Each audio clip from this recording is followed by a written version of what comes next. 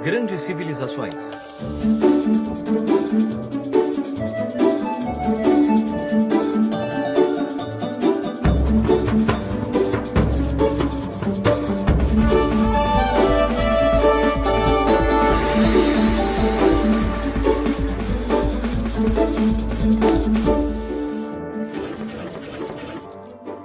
O Império Inca, primeira parte. A civilização Inca criou alguns dos monumentos mais maravilhosos do mundo, que são muito visitados até hoje. Mas a história dos Incas, que dominaram a maior parte da América do Sul durante séculos, é cheia de mistérios. Eles habitavam uma parte da América do Sul chamada região andina, que inclui longos trechos de costa deserta, de frio e de planaltos elevados da Cordilheira dos Andes. A 4.500 metros acima do nível do mar, a Cordilheira dos Andes é tão alta e o oxigênio tão escasso que pode ser difícil respirar. Para muita gente, não seria um bom lugar para viver. Não consigo respirar! Mas não se engane, muitos povos surpreendentes evoluíram nessas terras. Os Incas se destacaram dos demais e criaram um grande império. Uma grande quantidade de artefatos pré-Inca foi descoberta na cidade de Caral. Essa cidade é hoje considerada a mais antiga das Américas e uma das mais antigas do mundo.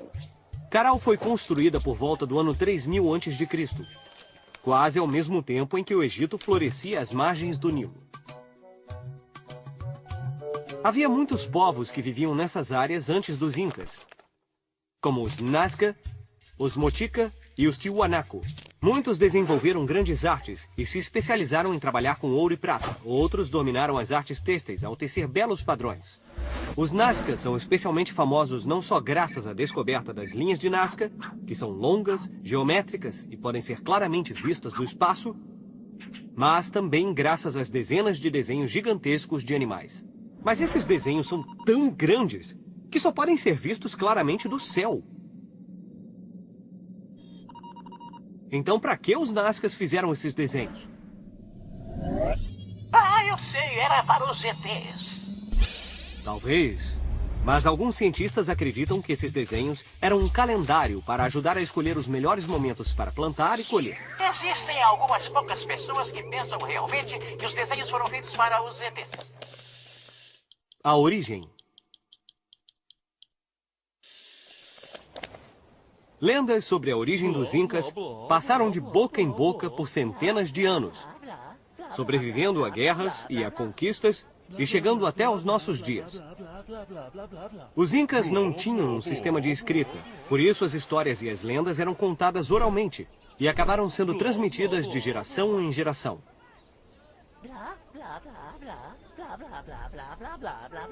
Segundo a lenda, Inti, o deus do sol, pediu a seu filho Ayar Manco para ir à Terra levar a civilização para a humanidade.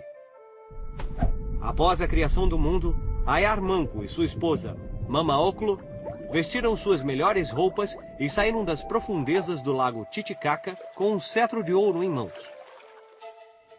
O pai de Ayar explicou que o cetro iria mostrar onde eles deveriam construir um grande império. Depois de andar muitos quilômetros em direção ao nordeste, Ayar Manco e Mama Oclo ficaram surpresos, pois o cetro fincou-se na colina de Huanacauri. Esse era o sinal que eles estavam procurando. Então foi lá que fundaram a cidade de Cusco, que se tornou o centro do Império Inca e cujo nome significa o umbigo do mundo. Ayar Manco tornou-se Manco Capac, o primeiro imperador Inca. Sua esposa e ele mostraram a seu povo como plantar, pescar, construir casas e outras coisas mais. Os imperadores incas eram descendentes de Manco Capac e todos eram considerados divinos, porque foram relacionados ao pai de Manco, o deus Sol Inti. Agricultura de montanha. Nos Andes não havia campos planos onde os incas pudessem plantar. Em vez disso, tiveram de domar as encostas íngremes das montanhas. como se estivessem domando um cavalo selvagem. Para fazer isso, desenvolveram novas maneiras de plantar sementes, o que mais tarde os tornaria famosos. E o vencedor é o Inca! É verdade que não ganharam nenhum prêmio, mas inventaram um sistema de cultivo em terraço chamado andenes, que era muito engenhoso. Eles construíram aquedutos e canais nas encostas das montanhas, o que permitia a distribuição do fluxo de chuvas montanha abaixo e a irrigação de um terraço de cada vez. Foi assim que foram capazes de produzir alimentos suficientes para desenvolver sua grande civilização, que continua a surpreender as pessoas até hoje. Agora, se você gosta de batata frita, deve agradecer aos Incas, porque eles foram os primeiros a cultivar a batata e a apresentaram ao resto do mundo. E não apenas um tipo de batata. De fato, mais de 200 tipos eram colhidos. 200 tipos de batata? E isso não é tudo. Outra cultura importante para os Incas era o milho.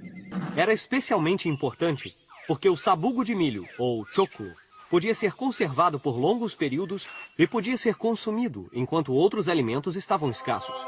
Acreditava-se que o milho era de origem divina e só podia ser consumido pelos nobres incas. O milho acabou sendo exportado para a Europa e hoje é a cultura mais comum no mundo.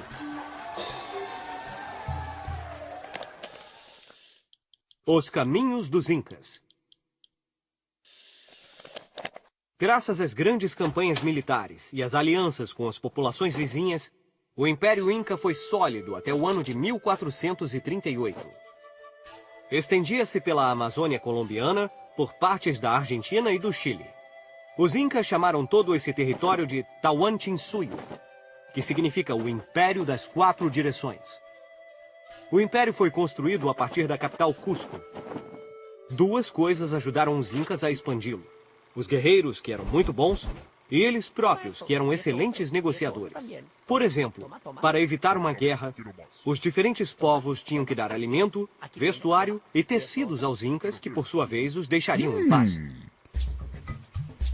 Os Incas tinham um exército poderoso que era muito bom em planejamento, disciplina e estratégia.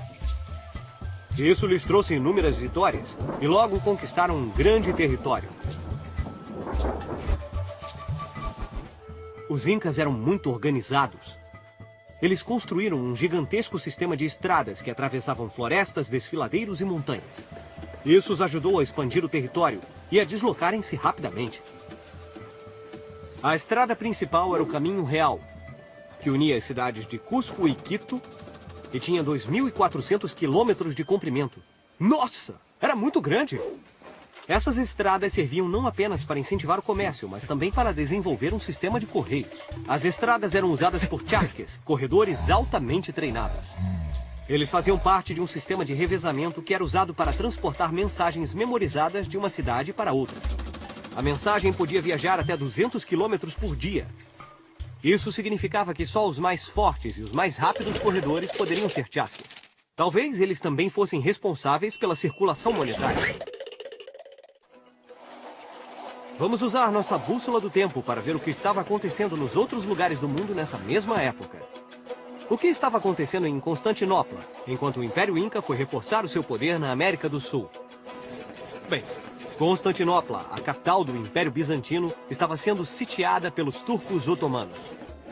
Em abril de 1453, o sultão turco Maomé II montou sua tenda aos pés das muralhas de Constantinopla, junto com um exército que ultrapassava o número de habitantes da cidade. Durante 2 meses, os turcos bombardearam essas muralhas com canhões. Os bizantinos foram perdendo a força e as pessoas começaram a passar fome devido à falta de alimentos. Quer saber? Eles deviam ter pedido um carregamento de batatas aos Incas. Isso era impossível. Ninguém na Europa sabia que o continente americano existia naquela época. Não só os europeus não sabiam nada sobre esses continentes e os povos que habitavam do outro lado do Atlântico, como também não saberiam o que seria uma batata, porque ninguém na Europa tinha visto uma batata antes. Vamos ver o que vai acontecer no próximo episódio, o Império Inca, segunda parte. Com o crescimento do Império Inca, foi preciso estabelecer um sistema para manter o controle das coisas. Então, inventaram um sistema matemático chamado Quipu. Todos os grandes impérios precisam de uma grande organização para manter a ordem em vastas extensões de terra e entre muitas pessoas. Felizmente, os Incas tinham uma grande organização política e administrativa.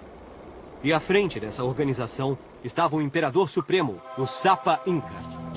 A maior conquista dos Incas foi oferecer a cada habitante do império comida e trabalho. Na verdade, a pobreza não existia no Império Inca. Claro, o imperador e a nobreza tinham muitos luxos, mas ninguém no império passou fome e todos tinham roupas para vestir.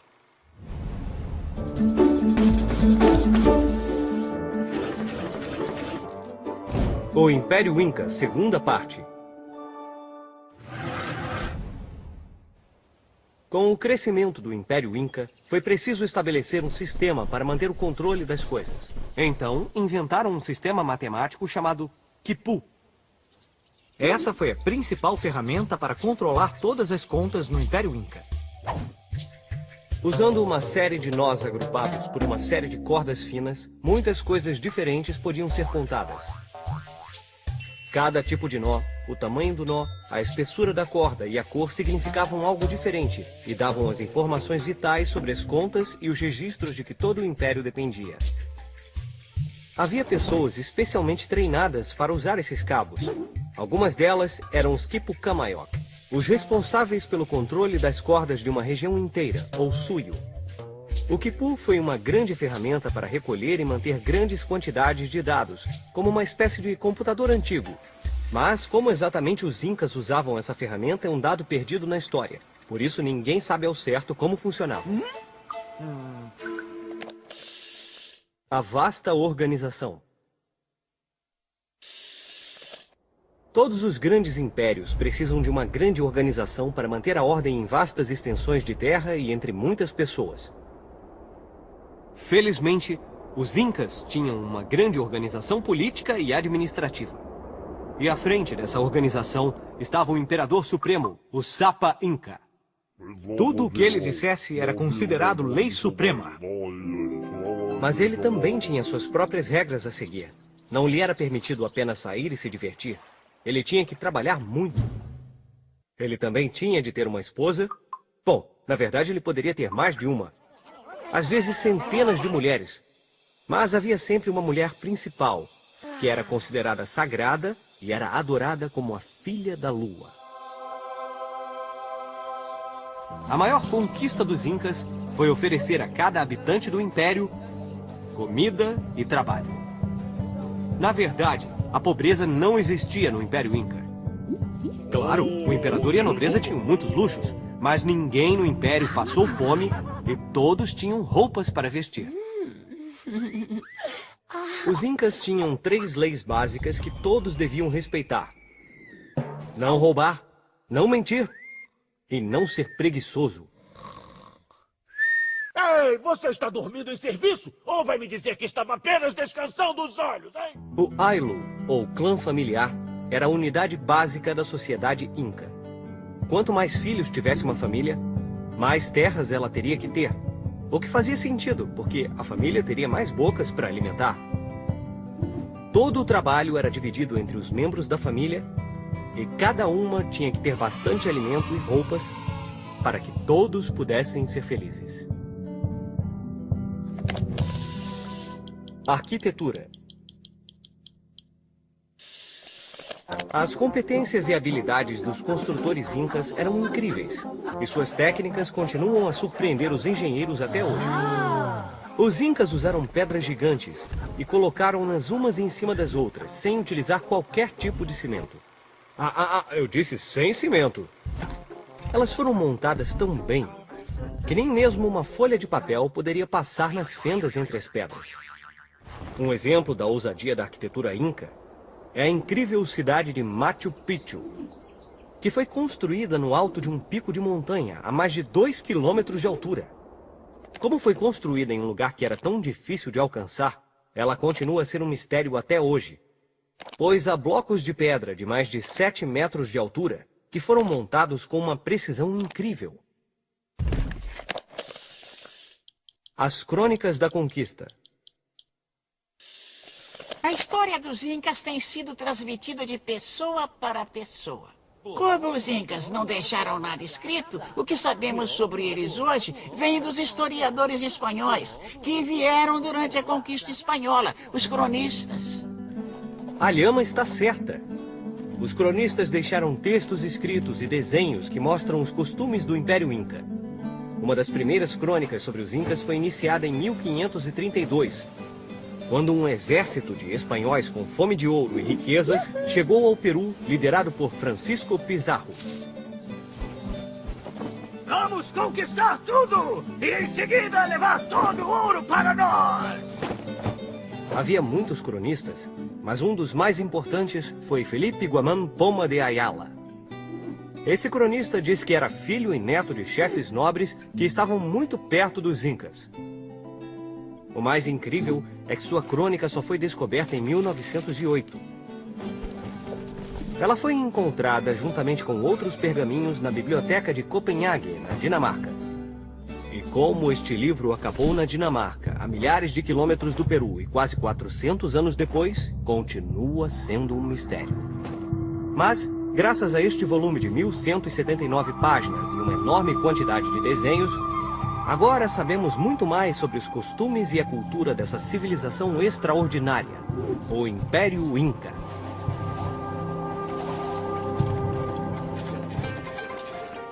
Vamos usar nossa bússola do tempo para ver o que estava acontecendo nos outros lugares do mundo nessa mesma época. Enquanto Francisco Pizarro estava a caminho da conquista do Império Inca, o que estava acontecendo do outro lado do mundo, no Japão? Bem, há centenas de anos, o Japão estava sob o regime feudal, onde todo o poder político e militar era realizado por um shogun. Mas em 1543, somente 10 anos depois que Francisco Pizarro conquistou os Incas, um bebê chamado Tokugawa Ieyasu nasceu no Japão. Ele iria formar um exército invencível de guerreiros samurai para se tornar a pessoa mais poderosa de todo o Japão. Um bebê fez tudo isso? Não, Pico, ele cresceu primeiro. Mas enquanto crescia, Ieyasu teve que vencer muitas provações. Quando tinha 7 anos, ele foi preso por uma família rival. Durante os 10 anos de cativeiro, Ieyasu pediu para ser treinado como um guerreiro samurai. Quando tinha 17 anos, foi libertado e voltou para casa para formar um exército de guerreiros que se tornaria a força mais poderosa de todo o Japão. No ano de 1603, o imperador chamado Ieyasu Shogun foi capaz de estabelecer sua própria dinastia. Ieyasu pensou que era necessário proteger os costumes japoneses a fim de preservar a paz. Então ele sugeriu o fechamento das fronteiras do país, mantendo assim o japonês dentro do Japão e todas as influências estrangeiras do lado de fora. Após a morte de Ieyasu em 1616, o Japão começou a se isolar do resto do mundo.